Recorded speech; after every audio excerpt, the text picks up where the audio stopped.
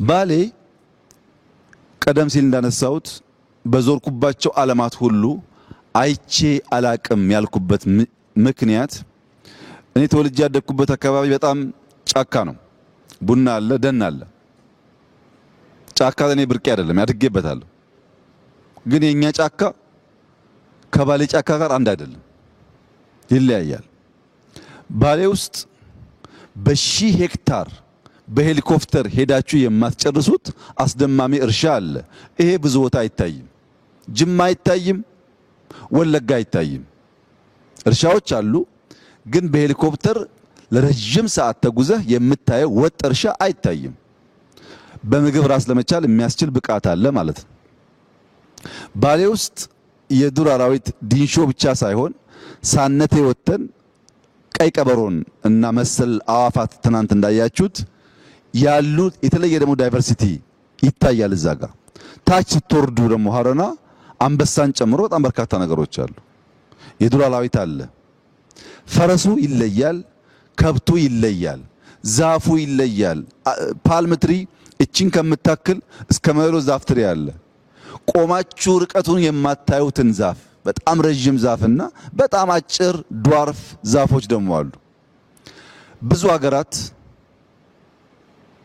ሰመር ዊንተር እያሉ ይከፋፈሉና በዊንተር ጊዜ በጣም በረዶ ሲሆንባቸው የሰመር ካምፕ ይሄዳሉ ወይም ሰመር ሃውስ እያሉ ይወጣሉ።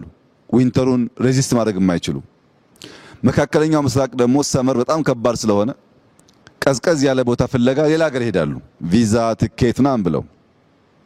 አሁን ባሌ ሀገር ቢሆን የት ይሄዳል? በ20 ደቂቃ ጉዞ ቅዝቃዜ አለ፣ በ20 ደቂቃ ጉዞ ሙቀት አለ፣ በ20 ደቂቃ ጉዞ ጫካ አለ፣ በ20 ደቂቃ ጉዞ የሚያስደንቁ መስኮች እርሻዎች አሉ። እዚሁ ብቻ በተለያየ ሲዝን ሊኖርበት የሚያስችል ነገር ፈጥሮ መኖር ይችላሉ ማለት ነው። ሁሉ አላቸው። ላይ ሳነቴ ላይ ያየነው የቅዝቃዜ ቦታ ያላቸው ሀገራት ይኖራሉ። የኛ ዩኒክ ስጦታ ላይሆን ይችላል። ግን እዛ ያየናቸው 20 30 40 የሚጠጉ ክሬተር ሌኮች ምንም አይነት የሰው እጅ ያላረፈባቸው ትንሽዬ ብንሰራቸው ግን ምን ሊሆን እንደሚችሉ አስቧቸው። ክሬተር ሌክ በጣም ክሊን ውሃ ነው ያለው። ሳነቴ ተራራ እዚህ አካባቢ ላሉ ውሃዎች ሁሉ የውሃዎች እናት ነው ይባላል። ለምን? እነዚያ ያየናቸው ሌኮች ትሩ ታይም ሲንክ እያደረጉ ነው ሪቨር የፈጠሩት። እነሱን ካልጠበቅን ታች ውሃ እናገኝም ማለት ነው። ዛፎቹ፣ ጫካዎቹ ልክ እንደ ሰው ሽበት አላቸው። ተጠላልፈው ተዋህደው በጣም ብዙ ዳይቨርስ የሚያደርግ አይነት ስፔሺስ ያላቸው ወፎች፣ ዋይልድ አኒማልስ እና አትክልቶች አብረው ይኖራሉ። ባሌዎች ይሄን ምን ያክል ተገንዝበውታል? ጥያቄ ነው። ኢትዮጵያ ምን ያክል ተገንዝበውታል? ጥያቄ ነው። ለምን አልሰራንም? ጥያቄ ነው። ቅድም ዳንኤል እንዳለው ብዙ መጠየቅ አለብን። አንድ ማወቅ ያለብን ነገር ግን ባሌዎች እዚህ ስፍራ ላይ የዛሬ 700 800 ዓመት በ60 ቋንቋ መድረሳ ያስቀሩ ነበር። በ60 ቋንቋ ከናይጄሪያ ጭምር ሰው መጥቶ እዚህ ቁርአን ይቀራ ነበር። በኦሮምኛ በአማርኛ ሳይሆን በ60 ቋንቋ ያስተምሩ ነበር። እዚህ ቦታ ላይ ትላልቅ ዑለማዎች፣ ሼኮች ነበሩ። በሰሜን ያለውን የምንኩስና የቆሎ እየበሉ ቂጣ እየበሉ ዕውቀትን የመፈለግ ጉዳይ አጣጥለን በደቡብ በምዕራብ ያለውን የዑለማዎች ያኗኗር ዘይ በዋሻ ውስጥ አይታቸዋል። ጪሱን እዚህ ዋሻ በምንኩስና የሚኖሩ ሼኮች ነበሩ ማለት ነው። ይሄንን ንቀን ራሳችንን ንቀን ማንን ልናከብር ነው ምንተጋው ነው? ብንፈልግም ባንፈልግም የታሪካችን አካል ነው። ይሄም ታሪካችን ነው፣ ያም ታሪካችን ነው። ሁለቱም ለምቶ ሁለቱም መሸጋገር አለበት ብለን ካላሰብን በቀር አንዱ ወደን አንዱን ጠልተን አይሆንም፣ ሙሉ አያደርገንም። እና እዚህ ባሌ አካባቢ አንድ ታዋቂ ሼክ ነበሩ። ልጆቻቸውን ሁል ጊዜ በምሳሌ ያስተምራሉ። እና ቁርአን የሚቀሩ መድረሳ ቁርአን የሚቀሩ ልጆች በምሳሌ ያስተማሩ አንደኛው ልጅ አሁን አንተ ትኩስ ቡና ይዘህ መንገድ ብትጀምርና አንድ ሰው መጥቶ ካንተ ጋር ቢጋጭ ምን ያጋጥማል ብሎ ይጠይቃሉ። ምን ጥያቄ ያለው? ቡናው ይደፋበታል ይላል። ያ ቡና ለምን ተደፋበት ብሎ ሲጠይቁ ተማሪዎች ይለያያል ሐሳባቸው። ሰውየው የውር ድንብር ነው፣ እያየ ስለማይጓዝ ነው። ትኩስ ነገር ይዤ ሳበቃ መጥቶ ተጋጨኝ፣ ቢያይ ኖሮ አንጋጭም። በጣም በርካታ መላምቶች ይናገራሉ። ሼኩ ግን አይደለም፣ ተሳስታችኋል። አንተ ያስከው ቡና ነው። ሲጋጭ ትኩስ ቡና ፈሰሰበት። የያስከው ጤፍ ቢሆን፣ የያስከው ዱቄት ቢሆን፣ የያስከው ቡና ያልተፈጨ ብቻ ቢሆን፣ የያስከው ወርቅ ደግሞ ቢሆን ወርቅ ይደፋበታል። ችግሩ አንተ የያስከው ነገር ጋር ነው ያለው። እዚህ የመጣን አመራሮች ለባሌ ህዝብ ምንድነው ይዘን የመጣ ነው? አንዳንዱ ቁጭት፣ አንዳንዱ ተስፋ ሊሆን ይችላል። ለባሌ አይን መገለጥ ወርቅ የሆነ ሐሳብ ይዘን ከመጣን ያን ሐሳብ ደፍተን እንሄዳለን። ቁጭት ብቻ ይዘን ከመጣን እኛም ተንገብግበን እነሱን እንዲቆጩ አድርገን እንመለሳለን። ተስፋ ደግሞ ካመጣን እንደዚሁ ነው። ሰው የያዘውን ነው የሚደፋው፣ የያዘውን ነው የሚሰጠው። መስጠት ያለብን ነገር ለትውልድ ሀገር እንዳለው ሊሰራ እንደሚችል ሊሰራ እንደሚችል ካስተማር ነው። እሱ ደግሞ ወስዶ የተለወጠ ነገር ሊያመጣ ይችላል። በኔ ሂሳብ ዛሬ እኔና እናንተ ችግኝ ተክለናል። ችግኝ ውስጥ ተስፋ አለ። ይሄ ችግኝ ከኛ በኋላ ይመጣው ይኮተኩተዋል፣ ከዚያ በኋላ ይመጣው ያጠጣዋል። የሆነ ትውልድ ደግሞ ያርፍበታል። ለኛ ጥላ አይሆንም። ሶፍመር ላይ ጀመርነው ነገር ጨርሰነው ለኛ ጥላ አይሆንም።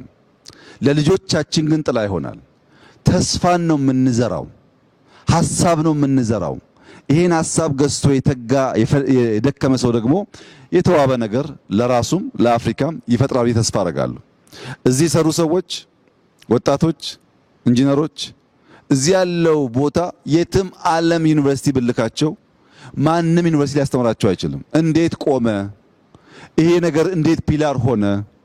ያኛው ብራንች እንዴት ተፈጠረ?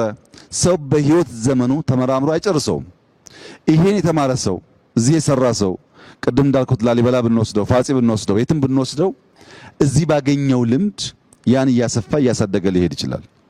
እኔ ይሄን ቦታ ማየው እንደ ትምህርት ቤት ነው። ይሄን ቦታ ማየው ገና እንዳልነካ ነው ነገር ነው። ማዕድኑ እንዳልኩት ከዩራኒየም ጀምሮ ባይዞ ነዳጅም አለ። የነዳጅ ምልክቶችም አግኝተናል። ባሌ ውስጥ በጣም በርካታ ማዕድኖች አሉ። ብዙ ኤክስፕሎር ባደረግን ቁጥር በህይወት ዘመናችን በሙሉ የምንማረው ጉዳይ ነው ያለው። ችግሩ እኛ ወደ ኋላ መለስ ለማየት ዝግጁ አይደለንም። የምንመኘው የሚጣፍጠው ማር ተቆርጦ የተዘጋጀው ማር ብቻ ነው። ማሩ ያለፈበትን መንገድ የሚፈልግ ኢትዮጵያዊ መፈጠር አለበት።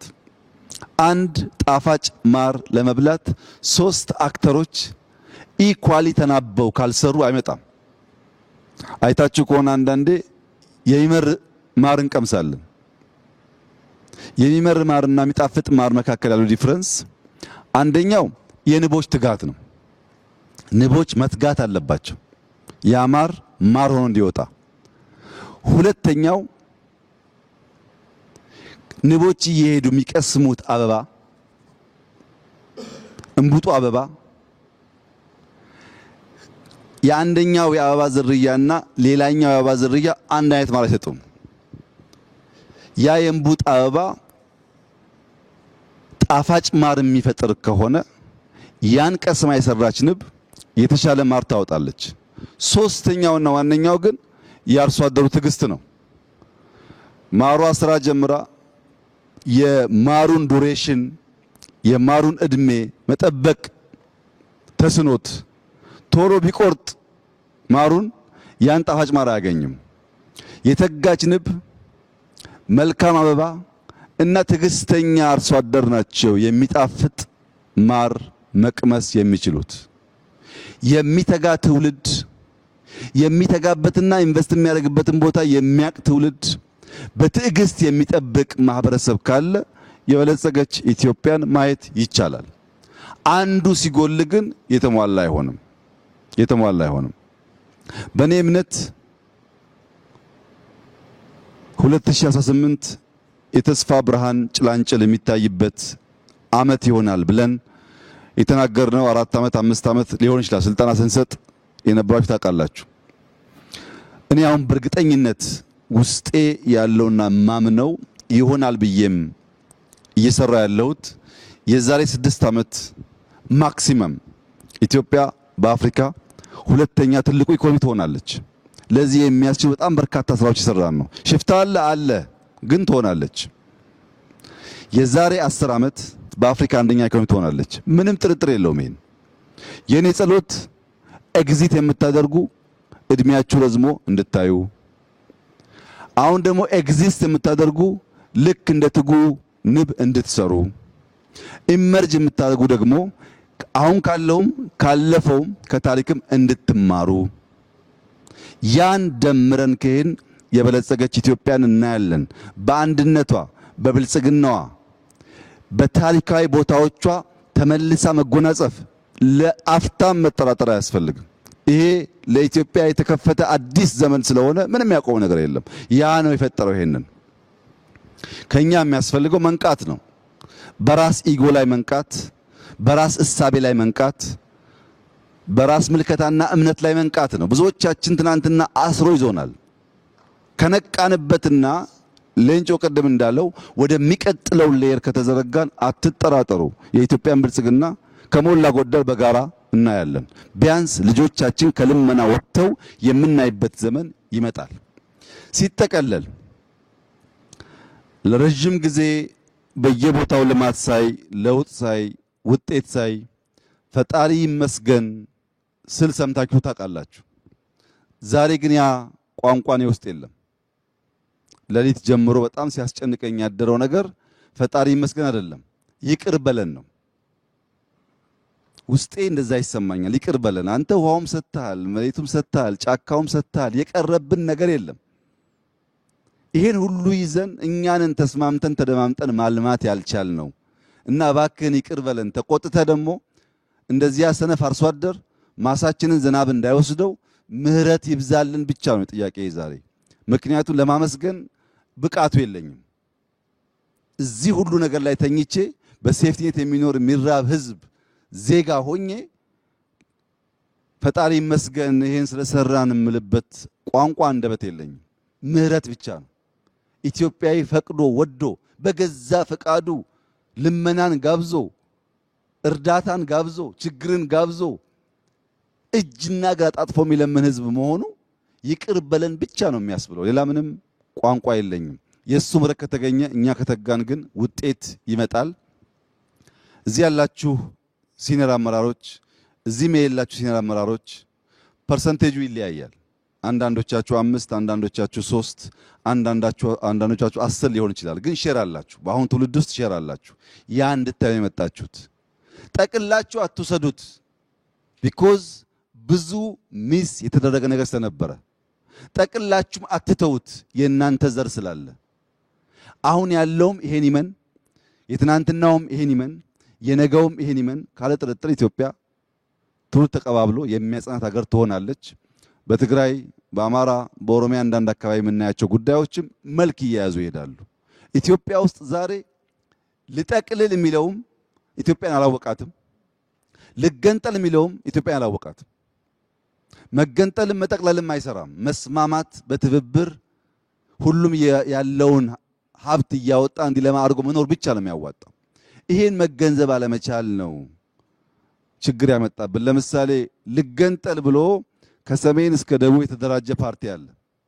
ከነዚህ ውስጥ አንዱም ሀገሩን አያውቅም፣ ህዝቡን አያውቅም፣ ባህሉን አያውቅም። የነጻድቃን ቲፒኤልኤፍ ልገንጠል በሚልበት ሰዓት እርግጠኛ ሆኜ የምነግራችሁ እነዚህ ወጣቶች በዛ ዘመን ትግራይን ባህሉን በደንብ አያውቁትም። እልህና ቁጣን ያላቸው እንጂ የበቃ ዕውቀት አልነበራቸውም። ኦነግ ቅድም ሌንጮ እንዳለው እንኳን ኦሮሚያን መገንጠል ቀርቶ የትውልድ ስፍራውን እንኳን በትክክል አያውቀውም። ባሌን አያውቅም። ሌላውም ነፃ አውጪ ይኸው ነው፣ የሶማሌውም የምናምኑም በትክክል ባህሉን አገሩን ሳያውቅ ነው ነፃ ልውጣ ብሎ በጋራ መኖር ስንችል መከፋፈል ይሰበክ ነው ማለት ነው። ልጠቅልል ባዩም ዘመን አያውቅም። አሁን ባሌ ይጠቀለላል? አይጠቀለልም እኮ ብትፈልግም ባትፈልግም አይቻልም። አለፈ ያ ታሪክ። ከኋላ ጋር መታሰር አያስፈልግም። ትቶ ዛሬ መኖር ያስፈልጋል። ምን ጠቀልላለህ? እንኳን ልጠቀልለው አታውቀውም። ይህን ሰፊ ምድር፣ ይህን ሰፊ ህዝብ፣ ይህን ሰፊ ባህል ሰብስበህ አንድ ማድረግ አትችልም። ያለው ምርጫ ተከባብሮ ተደማምጦ ተጋግዞ ተካፍሎ በጋራ መኖር እንደሆነ ማመን ነው። ያ ሲሆን ሰላማችን፣ ልማታችን ይመጣል። የእናንተ ኮንሰርን ይገባኛል፣ የኔም ኮንሰርን ነው። እኔ ግን እንደዚያ ሰነፍ ገበሬ ቁጭ ብዬ እባክህን ዝናብ አዝንብ ከሚሉት ጎራ አይደለሁም። ዝናብ አዝንብ እያልኩ ቦይ እየቆፈርኩ የምጠብቀው በዚያ መንገድ ነው የኢትዮጵያ ችግር ተጠቅሎ ይጠፋል ብዬ የማምነው። ትንሽ 50 አካባቢ ደረሳችሁም እንድትቆዩ ጸሎቴ ነው። ያኔ ስንገናኝ በአፍሪካ አንደኛ ኢኮኖሚ የበለጸገች የማትቸገር የምትረዳ ኢትዮጵያን በጋራ እንደዚሁ ደግሞ እንወያያለን ብዬ ተስፋ አደርጋለሁ። እጅግ አድርጌ አመሰግናለሁ። በጣም ደስ ብሎኛል። ይሄ ባህል ይቀጥል፣ ይደግ፣ ይመንደግ ብቻ ነው ማለት የምፈልገው። በሌላ ጊዜ ደግሞ ስንገናኝ እንደዚሁ እንወያያለን። ስለነበረን ቆይታ እጅግ አድርጌ አመሰግናለሁ።